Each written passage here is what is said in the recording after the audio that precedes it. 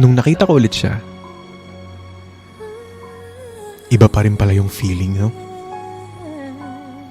Na kahit maraming tao sa lugar na yun, makikilala ko agad siya eh. Bakit nga naman hindi? Siya yun eh. Siya yung nagustuhan ko. Siya yung minahal ko.